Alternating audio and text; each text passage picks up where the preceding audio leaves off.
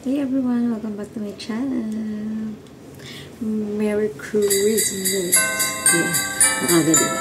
Excited kasi kami. So today, i-share ko sa inyo yung step by step na ginawa namin according to dun sa case namin. Iba-iba yung natin, yung case natin sa mga anak natin. So, most probably, merong sa inyo magiging effective yung sa way ng step ko. Meron din namang hindi. So, FYI, yung sa anak ko kasi is mixed disability. So, ibig sabihin, meron siyang hearing loss, intellectual disability, and cerebral palsy. Yan, kung saan ako tumitingin. So, yun. First trimester ko pa lang kasi nalaman ko na agad na may problema ako, may rubella ako. So, alam ko na agad na possible na magkaroon siya ng hearing problem. Talagang nag-failed siya ng twice or thrice yata ng hearing test. ABR, ASSR, yan, mga ganyang test. So, September 13, nagpa-check up nga kay Dr. Lianes sa VRP Mandaluyong. Si Dr. Lianes, hindi lang siya meron sa Mandaluyong, meron siya sa PGH, KMMC, Makati Med, and so on and so forth. Tignan niyo na lang sa Google.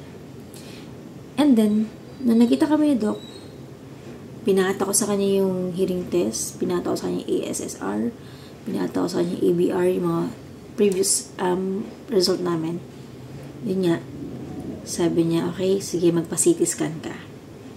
Yun yung unang-unang step na pinagawa niya sa akin, since may mga previous na ako. Para daw makita kung talagang pwede pang yung tenga ng anak ko, yung cochlea part. So, syempre, di ko naman masyadong alam yun. So, yun lang yung sinabi niya sa akin, that time, parang naginig lang ako ganyan. Sobrang punong-puno yung information ko nun. And then, tignan nyo September 13 yun, nagpa-check up ako. September 15, nagpa-CT scan agad ako sa Makati Med. Since mabilis yung result doon sa Makati Med, kasi nga private, naka-request agad ako ng CD and yung result niya. And then, nagpa-schedule to kay Dr. Lianes na October 10 sa VRP, yun ngayon sa Mandaluyong, para basahin yung CT scan, ganyan. And then, doon, nung nakausap ko na si Doc, doon niya ako pinakitaan ng choices ko, dalawang supplier daw. Meron sa Pilipinas. Yun nga yung Grupo Hearing and Medel. So, yung dalawang yun, binigyan niya ako ng number. It's up to me na kung sino pipiliin ko. Binigyan niya ako ng kalayaan na kung saan ang mas ko. Kumbaga, ikaw bahala, mami. Ikaw mag-inquire ka sa dalawang yan. So, ang napili ko is grupo. October 23, tingnan nyo October 23, pumunta ako sa grupo hearing. Nagpa-counseling kami, play audiometry, and tympanometry. Sorry kung mali yung pronunciation ko. And cochlear implant counseling. Yun yung nakausap ko si Sir Manny. And then dun naman sa play audiometry counseling ganyan kay Sir JV naman. So yun. November 3, nag-request na ako ng clinical abstract and medical certificate kay Doc Lianes. And then, November 4, yun nga, kinausap ko si Doc Lianes. Sabi ko, Doc, meron akong hearing aid. So, nakakuha ko ng free hearing aid sa, ano ang pangalan nito? May amnesia na ako.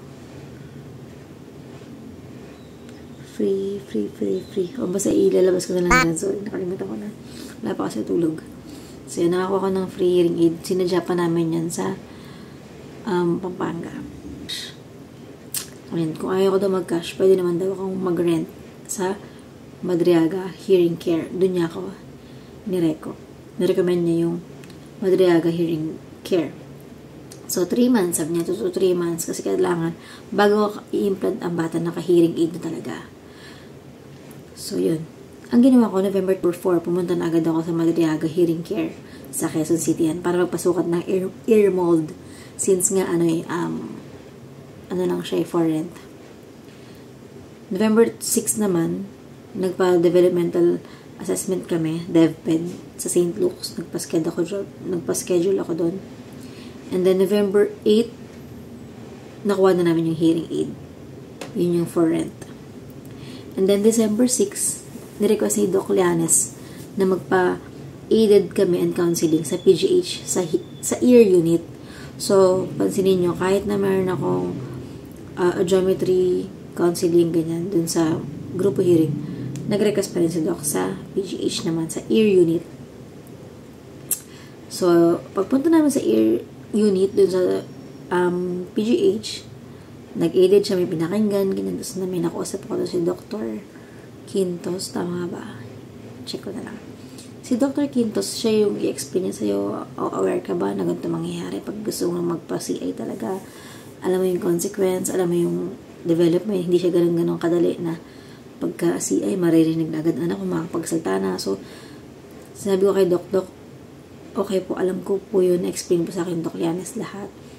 And ako kasi, as a mother, parang gusto kong gawin yung lahat ng option. Hindi yung para hindi ako magsisi sa huli. So, lahat yun, ako hearing aid, ganyan. So, yan, CI.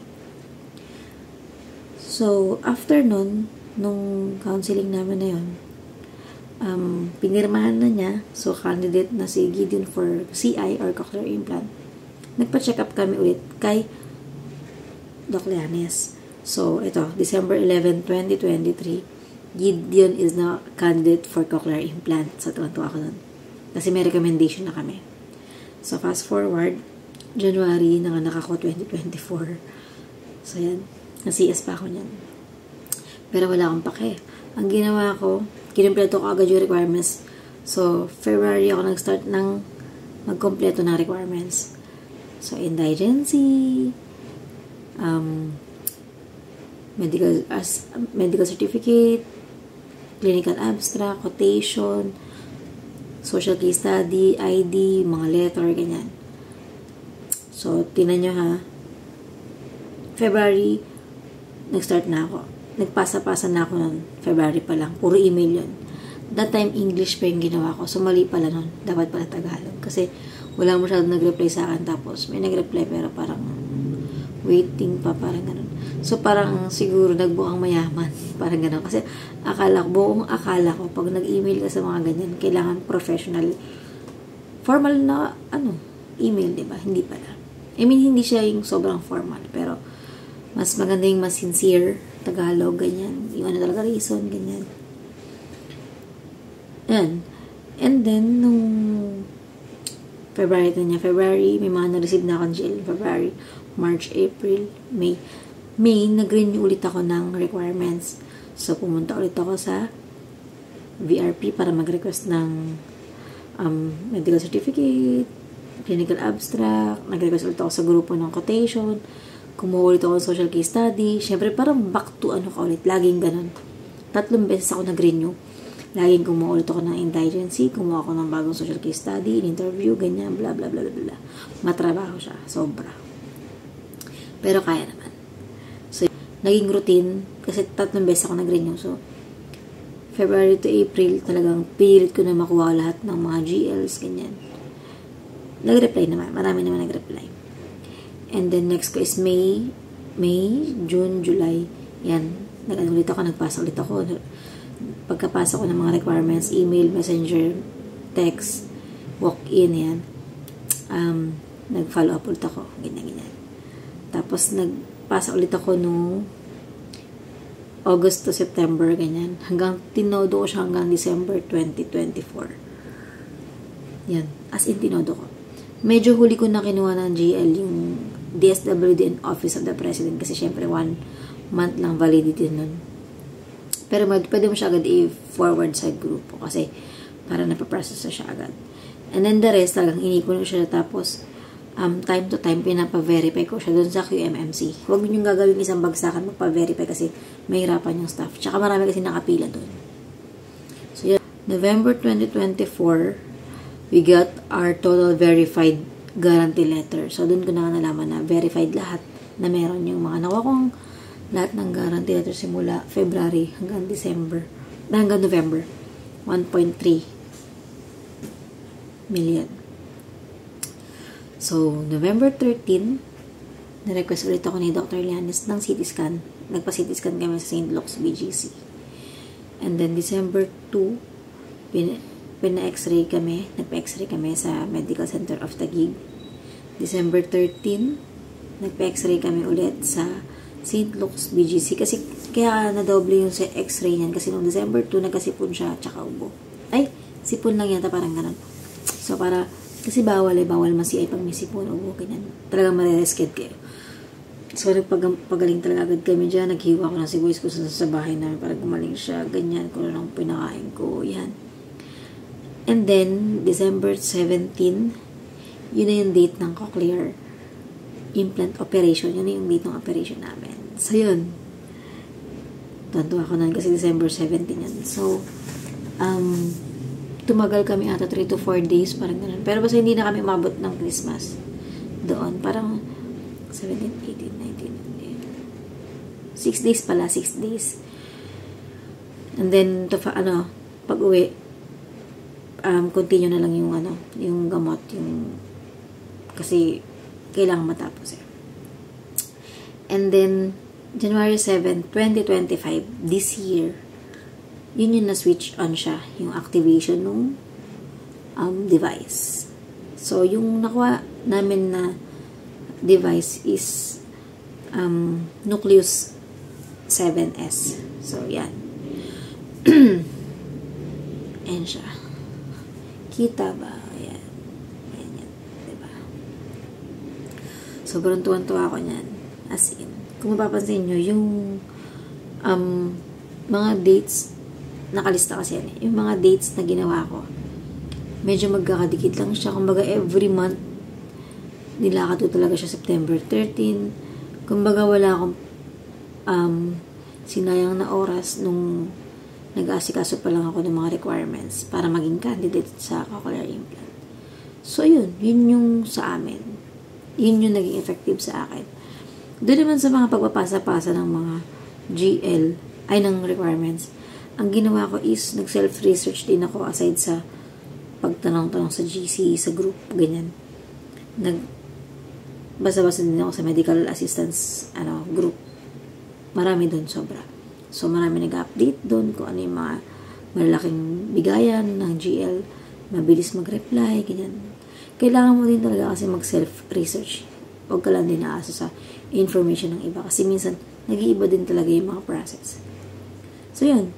May mga video ako about sa kung sino yung mga hiningan ko na malaking binigay. May mga previous video, hanapin nyo na lang. And, yung ngayon is gusto ko lang i-share yung kung paano naging sunod-sunod yung sa amin. Tapos, yun nga pala, sa iba kasi, hindi sila nag-rent. Ang ginawa nila is bumili sila sa grupo hearing. May GL din na ganun, kung gusto nyo. Tanong nyo na lang sa grupo. So, medyo nagsisi din ako that time. Pero, at the same time, hindi naman din. Kasi yung sa anak ko kasi is profound hearing loss. Talagang wala na siyang pag-asa sa hearing aid. Kaya nag-rent na talaga ako. So, yan. Yung that time, ang presyo ng rent is 5,000 per month. So, yun. Bala na kayo mag-compute kung hanggang kailan yung gagamitin. Ayan. Thank God kasi talagang successful. And ngayon, nag-therapy na kami. Meron siyang SPED. Tapos, nung February, tama. Meron kaming AVT, Auditory Verbal Therapy. And then, natapos na kami kasi magka-transition na siya sa ST, AAC, yun yung speech therapy, AAC. Tapos, ongoing yung PT niya. Yung OT niya, aga kami nag-start ng OT last year pa. Pero ngayon naputol kasi medyo naubusan ako ng budget. Pero, win-workout namin yan. This month ulit, hopefully, maano na. Para OT, PT, ST, SPED. Yan. Masarap siya kung maraming slot tsaka budget. Mag-asos kasi siya pag So, meron din naman mga libreng therapy center pero mahaba nga lang pila. Like sa PGH, UST, sa EYAC. Yan. Yun yung tatlong alam ko na may mga free. Na-experience din pala namin magkaroon ng slot sa PGH. Binigay sa amin Doc Janis. Kinunta kami ng isang ST. Pero siya, virtual. Online siya. Pero hindi naging effective sa anak ko since meron siyang intellectual disability. Hindi siya sumusunod, madali siyang mainip, madali siyang mabagot. Kasi yung sa anak ko, diba, since mixed disability sa kanya, hindi niya kaya mag-focus. Unlike sa iba na, diba, na hearing lang talaga, kaya mong pagsabihan, kaya mong pasanurin. Yung sa anak ko talagang hindi kasi nga, iba pa yung kanya, ang dami pa niyang issue na pwedeng alam mo yun. Ayun. Ano ba? Ayun lang. Malapit na pala mag-6:45. Gio, mananood na ako. Ayun na, time na. So, yun. Ano pa bang question nyo? May mga nag-PM sa akin. Madami actually. Sorry talaga na ipon sa request message. Nare-replyan ko naman lahat. So, PM na kayo mahiya. Kung may mga question kayo kung sino yung mga mabibilis mag-GL. Ayun. And, praying din na ma-CI ng anak nyo. Makakulang implant, maging safe yung operation. At nakakatawa kasi dumadami na yung mga naka-CI ngayon. Yan. Kaya nyo yan. Ako nga nagawa ko.